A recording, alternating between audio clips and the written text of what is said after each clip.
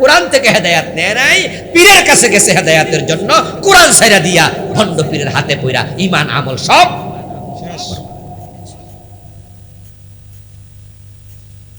আমার ভাইয়েরা যারা পকেটের টাকা খরচ করে হিল ট্যাক্সে মাইজবান্ডার দরবারে যায়, ওরা কেউ কি জাহান্নামে যাওয়ার নিয়তে গেছে আজ পর্যন্ত শুনছে? ওরাও হেদায়াতের জন্য গেছে। যারা নিজের পকেটের টাকা খরচ করে দেওয়ানবাগে মতিঝিলে যায়, তারা কেউ কি জাহান্নামে যাওয়ার চিন্তা নিয়ে পীরের কাছে একদিন গেছে? না, আমাদের হুজুর ভালো মানুষ, ওনার কাছে গেছে। যারা আট্রসি দরবারে যায়, গরু ছাগল লইয়া যায়, বৌজি লইয়া যায়, নিজের ফোলা মাইয়া লইয়া যায়, শত শত টাকা খরচ করে ফরিদপুরে, কেউ কি দোজকে যাওয়ার চিন্তা নিছে মাথায়? না, জান্নাত। হুজুরের কাছে জান্নাত পাবো, হুজুর আমারে জান্নাতের পথ দেবে, হুজুর আমার হেদায়াতের রাস্তা দেবে, হুজুরকে ভালোবাসলে আল্লাহরে পাইয়া যামু, রাসূলরে পাইয়া যামু, চিন্তাটা ভালো। কিন্তু আমার প্রশ্ন হলো, যে লোকগুলো সমস্ত দরবারে যাচ্ছে, ওই লোকগুলা কি কোরআনের কাছে আদৌ ভালো কইরা গেছে? কথা ছিল পীরের কাছে যাওয়ার আগে কোরআনের কাছে যাও। কারণ বাংলাদেশে কি পীরদের মাঝে ভণ্ড পীর, হক্কানি পীর দুই গ্রুপ আছে না সব হক্কানি? চুপ করে থাকলে তো হবে না। বাংলাদেশে যত পীর আছে সব কি হক্কানি? দুই চারজন ভণ্ড আছে না নাই? ভণ্ড কি পার্সেন্টেজ দুই চারজন না আরো বেশি? আপনাদের থেকে শুনবো হক্কানি পীর বেশি না ভণ্ড পীর বেশি? ইয়েস, এটাই সত্য। কারণ বাংলাদেশে এমন পীরও আছে যে পীর নিজে পর্দা করে না, এমন পীরও আছে যে পীর জুমার নামাজ পর্যন্ত পড়ে না, আর পায়ে সেজদা নেয়, এমন পীরের তো অভাবই নাই। মানিকগঞ্জে গেলে দেখবেন ঘরে ঘরে পীর। আমার প্রিয় ভাইয়েরা, আপনি পীরের কাছে আগে গেলেন, কোরআনের কাছে গেলেন না, তাহলে কে হক্কানি কে বেহক্কানি, কে ভালো কে বন্ড আপনি চিনবেন কেমনে? কিন্তু আগে যদি আপনি কোরআনের বিসমিল্লাহর বা থেকে মিনাল জিন্নাতি ওয়ান নাসের সিন পর্যন্ত একটা বার বাংলা অর্থ সহ পড়ে ফেলতেন, আপনার সময় লাগতো ৩-৪ বছর মাত্র। ৩-৪ বছরে ৫ আয়াত করে পড়লো, শেষ হয়ে যাবে পুরা কোরআন। তাহলে আপনি পীরের কাছে যাওয়ার পরে দেখলেন এই পীর মহিলা মুরিদ করে, ওপেন পর্দা করে না, তখন কোরআনের আয়াত আপনাকে বলে দেবে। কোরআনে সূরা নূরের মাঝে আছে, কুল্লিল মুমিনিন ইয়াগুদ্দু মিন আবসারিহিম। ও নবী, পুরুষদেরকে বলে দেন, ও মুমিন পুরুষেরা, পরনারী থেকে নিজের চোখ তুমি অবনত রাখো। মহিলাদেরকে বলছে বেপর্দায় যাইও না। এখন পীরও বেডির দিকে তাকায় রইছে, আবার বেডিও বেপর্দায় পীরের সামনে আসছে। তাদের আচরণটা কোরআনের পক্ষে না উল্টা? তো কোরআন বলে দেবে এ পীরের কাছে মুরিদ হইও না, এটা ভণ্ড পীর বটে।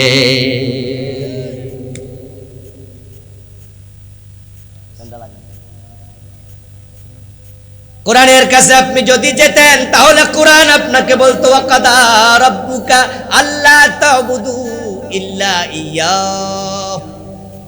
তোমার রবের ফয়সালা, আল্লাহ ছাড়া কারো ইবাদত করা যাবে না। আর ইবাদতের মাঝে না ঈমানের পরে সেরা ইবাদত হলো সালাত, নামাজ। আর নামাজের মাঝে সবচেয়ে দামি অঙ্গ হলো সাজদা।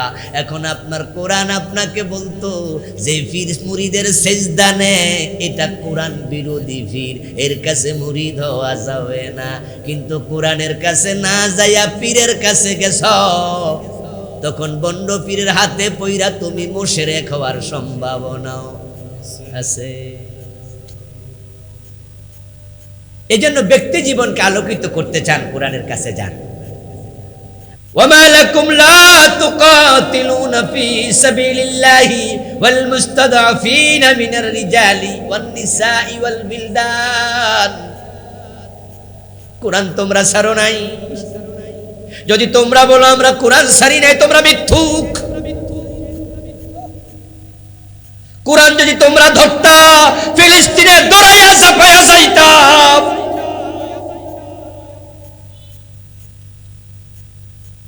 আরব বিশ্ব ফিলিস্তিনের মুসলমানের চিৎকার তারা নিজের ঘরে বসে কানে শুনতে পায়। চারিদিকে মুসলমান রাষ্ট্র, ওই 65 মুসলিম রাষ্ট্র কি ভূমিকা রাখলা তোমরা? আল্লাহ বলছে তোমাদের কি হলো? ওই অসহায় আবাল বৃদ্ধ বনিতা ছোট ছোট বাচ্চাগুলো কেমনে মরে তোমরা কি দেখো না? তাদের সাহায্যের জন্য তোমরা কেন লড়াইয়ে নামছো না? ওমা লাকুম লা তুকাতিলু অক্টোবর মাসের 7 তারিখে যখনই তারা যুদ্ধ দাবানল নতুন করে জ্বালালো, 8 তারিখে আমেরিকা ঘোষণা দিয়ে দিল ইসরায়েল তোদের সাথে আমরা আছি। তারপরে তারা যুদ্ধ বিমান পাঠিয়ে দিল, মিসাইল পাঠিয়ে দিল, বিমান আপনার রণতরী পাঠিয়ে দিল। জো বাইডেন নিজে হাজির হয়ে গেল, কোটি কোটি ডলার পাঠিয়ে দিল। আমেরিকা যদি, কাফেররা যদি ইসরায়েলের পক্ষ নিতে পারে, সৌদি আরব আপনার অন্য অন্য মুসলিম রাষ্ট্র, তারা কি ফিলিস্তিনের সাথে থাকা দরকার ছিল না? চুপ করে আছে সব। এরপরে আবার বলছেন হাশুরুহু ইয়াউমাল কিয়ামাতি আমা, কুরআন যারা ছেড়ে দিয়েছ আমি হাসরের ময়দানে অন্ধ করে তুলব। তখন তারা বলবে রব্বি লিমা হাশারতানি আমা ওয়া ক্বাদ কুনতু বাসীরা, আল্লাহ আমার তো চোখ ছিল দুনিয়া, এখন অন্ধ কেন বানাইলা? আল্লাহ জবাবে বলবেন কাযালিকা আতাতকা আয়াতুনা ফানাসিতাহা ওয়া কাযালিকাল ইয়াউমা তুনসা, তোমার কাছে আমার আয়াত, আমার কোরআন গিয়েছিল, কিন্তু তুমি এটা বিস্মৃত ছিলে, ভুলেছিলে, ধরো নাই আকরাইয়া। তোমার মতো বান্দা আমার দরকার নাই, আজকে আমিও তোমাকে ভুলে গেলাম। তো আমরা যারা সাধারণ মানুষ, আমরা কি ফিলিস্তিনে যেতে পারবো? সুযোগ আছে?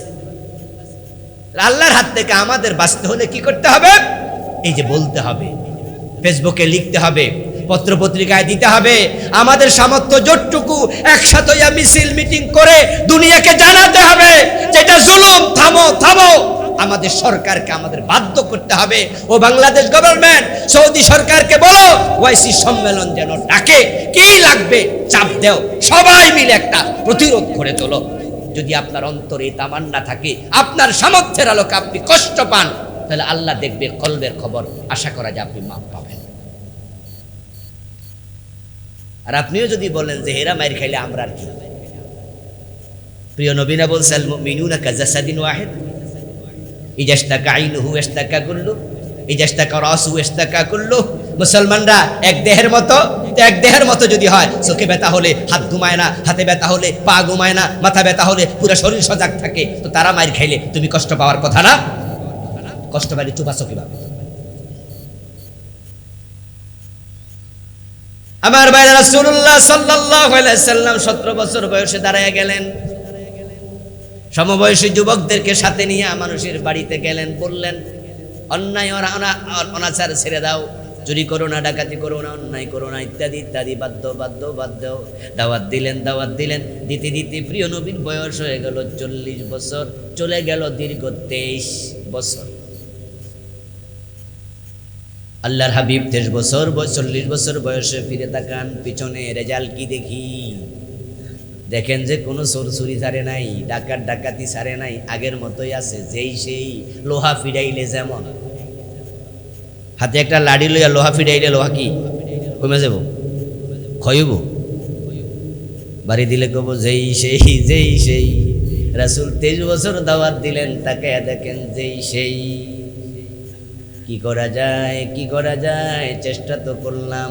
তাই গভীর ধ্যানে মগ্ন আব্দুল্লাহর বেটা মুহাম্মদুর রাসূলুল্লাহ চলে গেলেন জাবালে নূরের একবারে চূড়ায়, গারে হেরাতে ধ্যানে বসে গেলেন, ভাবছেন কি করা যায়। ভাবতে হবে, ভাবনার বিকল্প নাই। ভাবনা থেকে পরিকল্পনা তৈরি হয়, পরিকল্পনার আলোকে কাজ হয়, কাজ করলে রেজাল্ট হয়। প্রিয় নবী ভেবেছেন আলেমুল আমাদেরকে বাংলাদেশের ভাবনায় ঢুকতে হবে। 52 বছর পীর সাহেবরা অনেক দাওয়াত দিয়েছে, কিন্তু সুদ তো কমেনি। খতিবরা অনেক ওয়াজ করেছে, ঘোষ তো কমেনি। বক্তারা কত ওয়াজ করলো মাঠে ময়দানে, অনাচার তো কমেনি। ইসলাম তো সমাজে আসেনি। তাবলিগ জামাত কাটটি কাঁধে নিয়ে নিয়ে মানুষের বাড়ি বাড়ি গেল, তাবলিগ জামাত নামাজের দাওয়াত দিল, বাংলাদেশের সবচেয়ে বড় ইজতেমা করলো। কই রেজাল্ট কি হলো? ইসলাম তো কায়েম হয়নি। এখন আলেমদের উচিত হচ্ছে গভীর ধ্যানে মগ্ন হওয়া, যে কি করা যায়। পরিকল্পনা করো, পরিকল্পনা করলেই প্ল্যান তৈরি হবে, মাথায় আসবে। ধ্যান করো। প্রিয় নবী ধ্যান করছেন, চিন্তা করো। যেভাবে চলছে এভাবে হবে না, আলেমদের ঐক্যমত্য হওয়া লাগবে। মতামত ভুলে যেতে হবে, ইখতিলাফ ভুলে যেতে হবে। যার ইখতিলাফ যেখানে আছে সেখানে রেখে দাও। হানাফি, শাফি, মালিকি, হাম্বলি সবাই মুসলিম, আহলে হাদিস, সুন্নি, জামাত সবাই মুসলিম। আমরা ভাই ভাই হয়ে যদি কোরআনের পক্ষে এক হয়ে যেতে পারি, এই দেশ ইসলাম কায়েম হতে 6 মাসও লাগবে না। 6 মাসও লাগবে না। এটা টুপিওয়ালার দেশ, দাড়িওয়ালার দেশ, নামাজের দেশ, মসজিদের দেশ, পীরের দেশ, তাবলিগ জামাতের দেশ। এই দেশে ইসলাম থাকবে না কেন? রাসূলুল্লাহ সাল্লাল্লাহু আলাইহি ওয়াসাল্লাম ধ্যান করছেন, আল্লাহ তাআলা ওনার কলবের দিকে তাকায়া দেখেন যে আমার বান্দা মুহাম্মদ ইবনে আব্দুল্লাহ, আহারে তার অন্তরে সমাজ পরিবর্তনের কত আকাঙ্ক্ষা, অন্তরটা পুরা সারাক্ষণ এই মুখী, কেমনে মানুষকে ভালো করা যায়। আস-সাইয়ু মিন্না ওয়াল ইতমামু মিনাল্লাহ, চেষ্টা করবে মানুষ, সফলতা দেওয়ার মালিককে আল্লাহর হাবিবের চেষ্টা দেখলেন আল্লাহ তাআলা। কোরআন মাজিদ আল্লাহ তাআলা বলেন, ওমান জাহাদা ফিনা লানাহদিয়ান্নাহুম সুবুলানা ওয়াল্লাযী জাহাদা ফিনা। এটা কিরকম?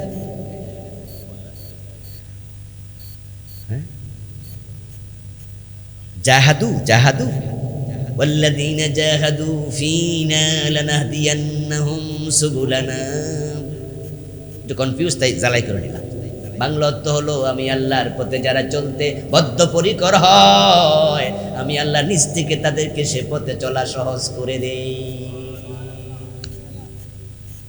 ইন তানসুরুল্লাহ ইয়ানসুরকুম, তোমরা আগে আগাও, পা বাড়াও, আমি আল্লাহ তখন সাহায্য পাঠাইয়া দেব। আরে আগে তো আগাতে হবে কোরআন নিয়ে। প্রিয় নবীজি যখন ধ্যানে বসে গেলেন, জিবরিল আমিন এসে গেল। ইকরা বিসমি রাব্বিকাল্লাযী খালাক, পড়ো পড়ো তোমার রবের নামে। এসে গেল কোরআন, হয়ে গেলেন নবী। এবার আল্লাহ রাসূলুল্লাহকে বলে, ইয়া আইয়ুহার রাসূল বাল্লিগ মা উনজিলা ইলাইকা মির রাব্বিক। ও আমার রাসূল, 23 বছর চেষ্টা করেছেন, রেজাল্ট হয় নাই। এবার কোরআন এসেছে, আপনি মানুষের কাছে এবার কোরআনের দাওয়াত পৌঁছায়া দেন। বাল্লিগ মা উনজিলা ইলাইকা মির রাব্বিকা, আপনার রবের পক্ষ থেকে যেটা আসছে এটার মেসেজ এবার দেন। মুহাম্মাদুর রাসূলুল্লাহ সাল্লাল্লাহু আলাইহি ওয়াসাল্লাম কোরআন নিয়ে দাঁড়ায় গেলেন। কে আছো? কে আছো? আল্লাহর কোরআন গ্রহণ করবে, আমি নবী, আমার মেসেজ গ্রহণ করবে। কে আছো? আবু বকর হাত তোলা দিয়া দিল, আমি আছি। 1 নাম্বার মুসলিম। মা খাদিজা বলে, আমিও আপনার সাথে আছি, নারীদের মাঝে প্রথম মুসলিম। গোলাম জায়েদ হাত তোলা দিয়া বলে, আমিও আছি, বালকদের মাঝে প্রথম মুসলিম। হযরত আলী রাজি হয়ে গেলেন, ওসমান, এভাবে আস্তে আস্তে করে 1.25 লক্ষ সাহাবী তৈরি হয়ে গেল। আইয়াকুলু সামি'না ওয়া আতা'না, সবার একটাই মন, একটাই চিন্তা, আমার আল্লাহ আমার রাসূল যা বলে শুনতে দেরি, মানতে আর দেরি নাই। মানতে শুরু করলো। দাওয়াত দিতে দিতে প্রিয় নবীর বয়স হয়ে গেল 63। চেষ্টা শুরু হলো 17 বছর বয়সে, 40 পর্যন্ত চেষ্টা হলো 23। আবার 40 থেকে নতুন চেষ্টা শুরু, এখন বয়স 63, আবারও গেল 23, আগেও 23, পরেও 23। কি চমৎকার কম্বিনেশন, দারুণ মিল। প্রথম 23 বছরে জিরো, পরিবর্তন হয়নি। আমার আল্লাহকে কোরআন দিলাম, লিতুখরিজান নাসা মিনাজ জুলুমাত, অন্ধকারে ডুবে আছে মানুষগুলো, এবার কোরআন দিয়ে আলোর পথ দেখাও, অন্ধকার থেকে বের করো। এই আয়াত প্রমাণ করে 23 বছরের রেজাল্ট হয় না, সব অন্ধকারে ছিল। আল্লাহর হাবিব ইন্তেকালের আগেই বলে গেলেন, খায়রুল কুরুনি করনি, তোমরা যারা আমার যুগের নাম দিয়েছো জাহেলিয়াতের যুগ, এখন আর সেটা বলা যাবে না। এমন পরিবর্তন হলো, আমার যুগ হয়ে গেল পৃথিবীর সর্বশ্রেষ্ঠ যুগ। প্রথম 23 বছরে জিরু, পরের 23 বছরে ফলে ফুলে সুশোভিত তামাম দুনিয়ার সর্বশ্রেষ্ঠ হিরু। কারণ তো একটা, প্রথম 23 বছরে কোরআন ছিল না, পরবর্তী 23 বছরে কোরআন আছে না নাই। এখন তিনি ওহির বাহিরে কোনো কথা আর বলে না। মা ইয়াতিকু আনিল হাওয়া ইন হুয়া ইল্লা ওয়াহিয়ুন ইউহা। ও মুসলমান, কোরআন এসেছে, সমাজ পরিবর্তন হয়ে গেছে। এই কোরআনের কাছে দৌড়াও, কোরআনের কাছে যাও, অন্ধকার আর থাকবে না। এখন পরিবারে অন্ধকার, ব্যক্তি জীবনে অন্ধকার, গ্রামে গঞ্জে অন্ধকার। তাকায়া ভালো করে দেখো, আমাদের বাংলাদেশটা অন্ধকারে ডুবে আছে। যারা ভালো মানুষ তারা অনেকে নিজের ঘরেও ঘুমাইতে পারে না।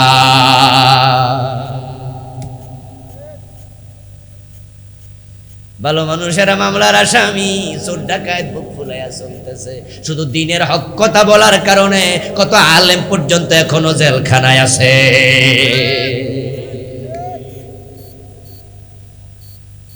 এই অন্ধকার থেকে দেশটাকে যদি বাঁচাতে চাও, কোরআনের কাছে যাও। ব্যক্তি জীবনের অন্ধকার হলো কবিরা গুনাহ, আর কবিরা গুনাহ যদি আপনি গণতে শুরু করেন, সেটা হবে শিরিক দিয়া শুরু, কুফর দিয়া শুরু। কোরআনের কাছে যারা যায় নাই তারা শিরিক এবং কুফরে লিপ্ত আছে। এই জন্য দেখবেন যারা হেদায়েতের জন্য কোরআনের কাছে গেছে তারা মাজারে সেজদা দেয় না, আর যারা কোরআন থেকে হেদায়েত নেয় নাই, পীরের কাছে গেছে হেদায়েতের জন্য, কোরআন ছাইরা দিয়া ভণ্ড পীরের হাতে পইরা ঈমান আমল সব শেষ। আমার ভাইয়েরা যারা পকেটের টাকা খরচ করে হিল ট্যাক্সে মেজবান্ডার দরবারে যায়, ওরা কেউ কি জাহান্নামে যাওয়ার নিয়তে গেছে আজ পর্যন্ত শুনছে? ওরাও হেদায়েতের জন্য গেছে। যারা নিজের পকেটের টাকা খরচ করে দেওয়ানবাগে মতিঝিলে যায়, তারা কেউ কি জাহান্নামে যাওয়ার চিন্তা নিয়ে পীরের কাছে একদিন গেছে? না, আমাদের হুজুর ভালো মানুষ, ওনার কাছে গেছে। যারা আট্রসি দরবারে যায়, গরু ছাগল লইয়া যায়, বৌজি লইয়া যায়, নিজের ফুলা মাইয়া লইয়া যায়, শত শত টাকা খরচ করে ফরিদপুরে, কেউ কি দোজকে যাওয়ার চিন্তা দিছে মাথায়? না, জান্নাত। হুজুরের কাছে জান্নাত পাবো, হুজুর আমারে জান্নাতের পথ দেবে, হুজুর আমারে হেদায়েতের রাস্তা দেবে, হুজুরকে ভালোবাসলে আল্লাহরে পাইয়া যামু, রাসূলরে পাইয়া যামু। চিন্তাটা ভালো, কিন্তু আমার প্রশ্ন হলো, যে লোকগুলো সমস্ত দরবারে যাচ্ছে, ওই লোকগুলা কি কোরআনের কাছে আদৌ ভালো কইরা গেছে? কথা ছিল পীরের কাছে যাওয়ার আগে কোরআনের কাছে যাও। কারণ বাংলাদেশে কি ফিরদের মাঝে ভণ্ড ফির, হক্কানি ফির দুই গ্রুপ আছে না? সব হক্কানি। চুপ করে থাকলে তো হবে না। বাংলাদেশে যত ফির আছে সব কি হক্কানি? 2-4 জন ভণ্ড আছে না নাই? ভণ্ড কি পার্সেন্টেজ 2-4 জন না আরো বেশি? আপনাদের থেকে শুনবো হক্কানি ফিরনাসি বেশি না ভণ্ড ফির বেশি? ইয়েস, এটাই সত্য। কারণ বাংলাদেশে এমন ফিরও আছে যে ফির নিজে পর্দা করে না, এমন ফিরও আছে যে ফির জুমার নামাজ পর্যন্ত পড়ে না, আর পায়ে সেজদা নেয়, এমন ফিরের তো অভাবই নাই। মানিকগঞ্জে গেলে দেখবেন ঘরে ঘরে ফির। আমার প্রিয় ভাইয়েরা, আপনি পীরের কাছে আগে গেলেন, কোরআনের কাছে গেলেন না, তাহলে কে হক্কানি কে বেহক্কানি, কে ভালো কে বন্ড আপনি চিনবেন কেমনে? কিন্তু আগে যদি আপনি কোরআনের বিসমিল্লাহর বা থেকে মিনাল জিন্নাতি ওয়ান নাসের সিন পর্যন্ত একটা বার বাংলা অর্থ সহ পড়ে ফেলতেন, আপনার সময় লাগতো 3-4 বছর মাত্র। 3-4 বছরে 5 আয়াত করে পড়লো শেষ হয়ে যাবে পুরা কোরআন। তাহলে আপনি পীরের কাছে যাওয়ার পরে দেখলেন এই পীর মহিলা মুরিদ করে, ওপেন পর্দা করে না, তখন কোরআনের আয়াত আপনাকে বলে দেবে। কোরআনে সূরা নূরের মাঝে আছে, কুল্লিল মুমিনিন ইয়াগুদ্দু মিন আবসারিহিম। ও নবী, পুরুষদেরকে বলে দেন, ও মুমিন পুরুষেরা, পরনারী থেকে নিজের চোখ তুমি অপবনত রাখো। মহিলাদেরকে বলছে বেপর্দায় যাইও না। এখন এই পীরও বেডির দিকে তাকায় রইছে, আবার বেডিও বেপর্দায় পীরের সামনে আসছে। তাদের আচরণটা কোরআনের পক্ষে না উল্টা? তো কোরআন বলে দেবে এ পীরের কাছে মুরিদ হইও না, এটা ভণ্ড পীর বটে।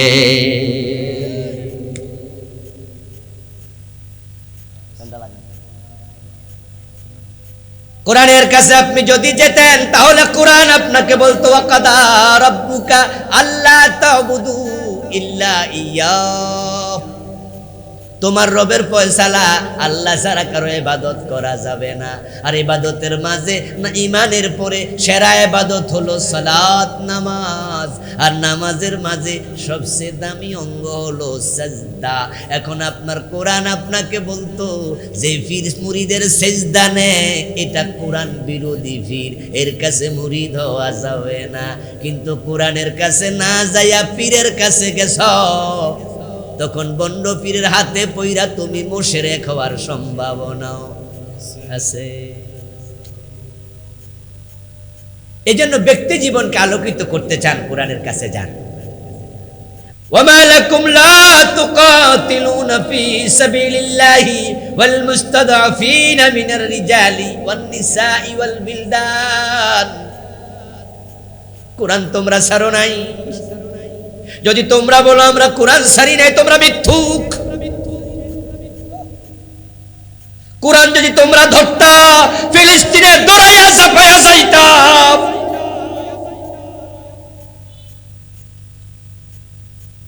আরব বিশ্ব ফিলিস্তিনের মুসলমানের চিৎকার তারা নিজের ঘরে বসে কানে শুনতে পায়। চারিদিকে মুসলমান রাষ্ট্র,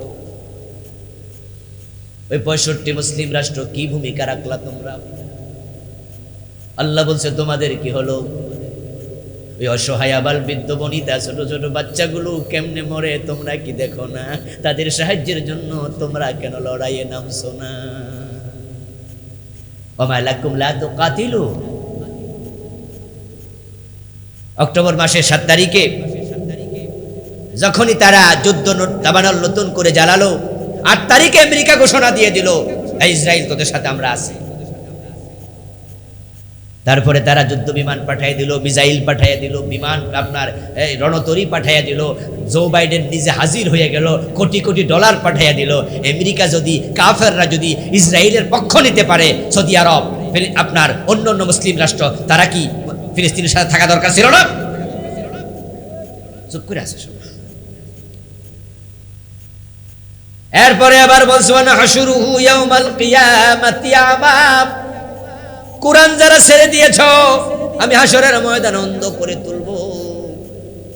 তখন তারা বলবে রব্বি লিমা হাশারতানি আমা ওয়া ক্বাদ কুনতু বাসীরা। আল্লাহ আমার তো চোখ ছিল দুনিয়া, এখন অন্ধ কেন বানাইলা? আল্লাহ জবাবে বলবেন কাযালিকা আতাতকা আয়াতুনা ফানাসিতাহা ওয়া কাযালিকাল ইয়াউমা তুনসা। তোমার কাছে আমার আয়াত, আমার কোরআন গিয়েছিল, কিন্তু তুমি এটা বিস্মৃত ছিলে, ভুলেছিলে, ধরো নাই আকরাইয়া। তোমার মতো বান্দা আমার দরকার নাই, আজকে আমিও তোমাকে ভুলে গেলাম। তো আমরা যারা সাধারণ মানুষ, আমরা কি ফিলিস্তিনে যেতে পারবো? সুযোগ আছে? আল্লাহর হাত থেকে আমাদের বাঁচতে হলে কি করতে হবে? এই যে বলতে হবে, ফেসবুকে লিখতে হবে, পত্র পত্রিকায় দিতে হবে। আমাদের সামর্থ্য যতটুকু একসাথে মিছিল মিটিং করে দুনিয়াকে জানাতে হবে যেটা জুলুম, থামো থামো। আমাদের সরকারকে আমাদের বাধ্য করতে হবে। ও বাংলাদেশ গভর্নমেন্ট, সৌদি সরকারকে বলো ওয়াইসি সম্মেলন যেন ডাকে। কি লাগবে চাপ দেও, সবাই মিলে একটা প্রতিরোধ করে তোলো। যদি আপনার অন্তরে তামান্না থাকে, আপনার সামর্থ্যের আলোকে আপনি কষ্ট পান, তাহলে আল্লাহ দেখবে কলবের খবর। আশা করা যায় আপনি মাপ পাবেন। আর আপনিও যদি বলেন যে হেরা মায়ের খাইলে আমরা আর কি? প্রিয় নবীনা বলছে আল মুমিনুনা কাজাসাদিন ওয়াহিদ, ইজাশতাকা আইনুহু ইশতাকা কুল্লু, ইজাশতাকা রাসুহু ইশতাকা কুল্লু। মুসলমানরা এক দেহের মতো।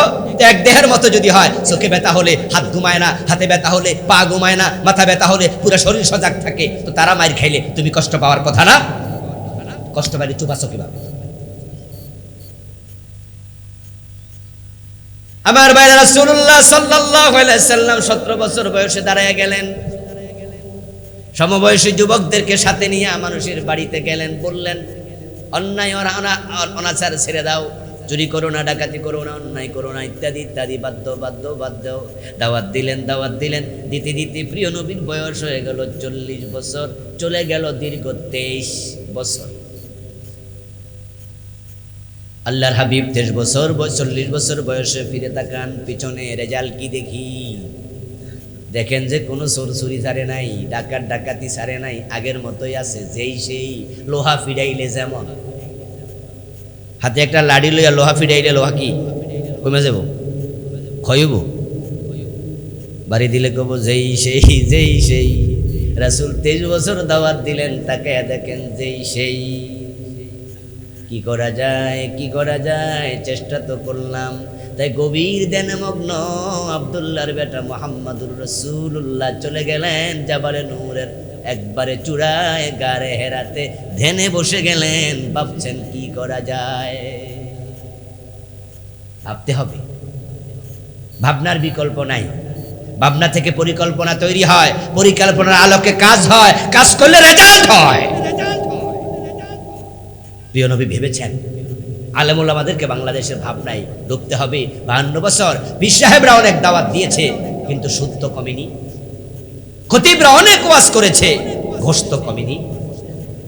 বক্তারা কত ওয়াজ করলো মাঠে ময়দানে, অনাচার তো কমেনি। ইসলাম তো সমাজে আসেনি। তাবলিগ জামাত কাটটি কাঁধে নিয়ে নিয়ে মানুষের বাড়ি বাড়ি গেল, তাবলিগ জামাত নামাজের দাওয়াত দিল, বাংলাদেশের সবচেয়ে বড় ইজতেমা করলো। কই রেজাল্ট কি হলো? ইসলাম তো কায়েম হয়নি। এখন আলেমদের উচিত হচ্ছে গভীর ধ্যানে মগ্ন হওয়া, যে কি করা যায়। পরিকল্পনা করো, পরিকল্পনা করলেই প্ল্যান তৈরি হবে, মাথায় আসবে। ধ্যান করো।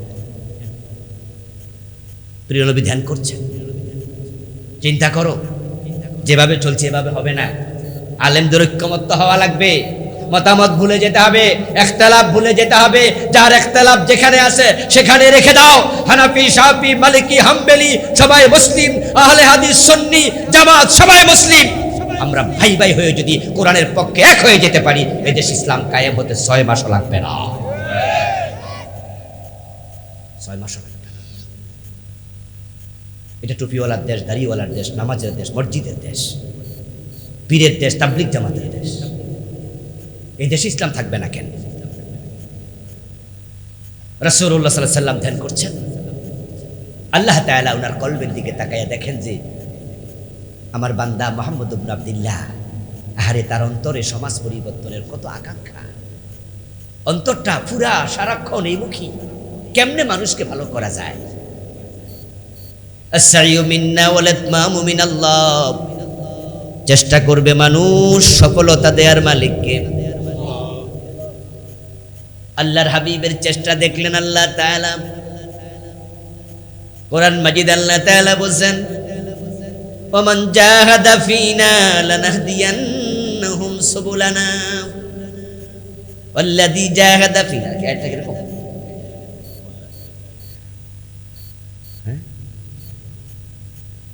জাহাদু জাহাদু ওয়াল্লাযীনা জাহাদু ফিনা লানাহদিয়ান্নাহুম সুবুলানা। একটু কনফিউজ, তাই জ্বালাই করে নিলাম। বাংলা অর্থ হলো, আমি আল্লাহর পথে যারা চলতে বদ্ধপরিকর হয়, আমি আল্লাহ নিজ থেকে তাদেরকে সে পথে চলা সহজ করে দেই। ইন তানসুরুল্লাহ ইয়ানসুরকুম। তোমরা আগে আগাও, পা বাড়াও, আমি আল্লাহ তখন সাহায্য পাঠাইয়া দেব। আরে আগে তো আগাতে হবে কোরআন নিয়ে। প্রিয় নবীজি যখন ধ্যানে বসে গেলেন, জিবরিল আমিন এসে গেল। ইকরা বিসমি রাব্বিকাল্লাযী খালাক। পড়ো পড়ো তোমার রবের নামে। এসে গেল কোরআন, হয়ে গেলেন নবী। এবার আল্লাহ রাসূলুল্লাহকে বলে, ইয়া আইয়ুহার রাসূলু বাল্লিগ মা উনজিলা ইলাইকা মির রাব্বিক। ও আমার রাসূল, 23 বছর চেষ্টা করেছেন, রেজাল্ট হয় নাই। এবার কোরআন এসেছে, আপনি মানুষের কাছে এবার কোরআনের দাওয়াত পৌঁছায়া দেন। বাল্লিগ মা উনজিলা ইলাইকা মির রাব্বিকা। আপনার রবের পক্ষ থেকে যেটা আসছে এটার মেসেজ এবার দেন। মুহাম্মাদুর রাসূলুল্লাহ সাল্লাল্লাহু আলাইহি ওয়াসাল্লাম কোরআন নিয়ে দাঁড়ায় গেলেন। কে আছো? কে আছো? আল্লাহর কোরআন গ্রহণ করবে, আমি নবী, আমার মেসেজ গ্রহণ করবে। কে আছো? আবু বকর হাত তোলা দিয়া দিল, আমি আছি। 1 নাম্বার মুসলিম। মা খাদিজা বলে, আমিও আপনার সাথে আছি। নারীদের মাঝে প্রথম মুসলিম। গোলাম জায়েদ হাত তোলা দিয়া বলে আমিও আছি বালকদের মাঝে প্রথম মুসলিম। হযরত আলী রাজি হয়ে গেলেন, ওসমান, এভাবে আস্তে আস্তে করে ১৬ লক্ষ সাহাবী তৈরি হয়ে গেল। আইয়াকুলু সামি'না ওয়া আতা'না, সবার একটাই মন, একটাই চিন্তা, আমার আল্লাহ আমার রাসূল যা বলে শুনতে দেরি, মানতে আর দেরি নাই। মানতে শুরু করলো। দাওয়াত দিতে দিতে প্রিয় নবীর বয়স হয়ে গেল ৬৩। চেষ্টা শুরু হলো ১৭ বছর বয়সে, ৪০ পর্যন্ত চেষ্টা হলো ২৩, আবার ৪০ থেকে নতুন চেষ্টা শুরু, এখন বয়স ৬৩, আবারও গেল ২৩, আগেও ২৩, পরেও ২৩। কি চমৎকার কম্বিনেশন, দারুণ মিল। প্রথম ২৩ বছরে জিরো, পরিবর্তন হয়নি। আমার আল্লাহকে কোরআন দিলাম, লিতুখরিজান নাসা মিনাজ জুলুমাত, অন্ধকারে ডুবে আছে মানুষগুলো, এবার কোরআন দিয়ে আলোর পথ দেখাও, অন্ধকার থেকে বের করো। এই আয়াত প্রমাণ করে ২৩ বছরের রেজাল্ট হয় না, সব অন্ধকারে ছিল। আল্লাহর হাবিব ইন্তেকালের আগেই বলে গেলেন, খায়রুল কুরুনি করনি, তোমরা যারা আমার যুগের নাম দিয়েছো জাহিলিয়াতের যুগ, এখন আর সেটা বলা যাবে না। এমন পরিবর্তন হলো, আমার যুগ হয়ে গেল পৃথিবীর সর্বশ্রেষ্ঠ যুগ। প্রথম ২৩ বছরে জিরু, পরের ২৩ বছরে ফলে ফুলে সুশোভিত তামাম দুনিয়ার সর্বশ্রেষ্ঠ হিরু। কারণ তো একটা, প্রথম ২৩ বছরে কোরআন ছিল না, পরবর্তী ২৩ বছরে কোরআন আছে না নাই। এখন তিনি ওহির বাহিরে কোনো কথা আর বলে না। মা ইয়াতিকু আনিল হাওয়া ইন হুয়া ইল্লা ওয়াহিয়ুন ইউহা। ও মুসলমান, কোরআন এসেছে, সমাজ পরিবর্তন হয়ে গেছে। এই কোরআনের কাছে দৌড়াও, কোরআনের কাছে যাও, অন্ধকার আর থাকবে না। এখন পরিবারে অন্ধকার, ব্যক্তি জীবনে অন্ধকার, গ্রামে গঞ্জে অন্ধকার। তাকায়া ভালো করে দেখো, আমাদের বাংলাদেশটা অন্ধকারে ডুবে আছে। যারা ভালো মানুষ তারা অনেকে নিজের ঘরেও ঘুমাইতে পারে না।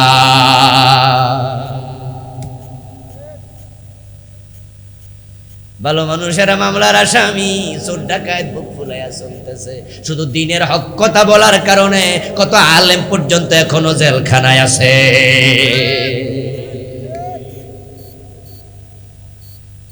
এই অন্ধকার থেকে দেশটাকে যদি বাঁচাতে চাও, কোরআনের কাছে যাও।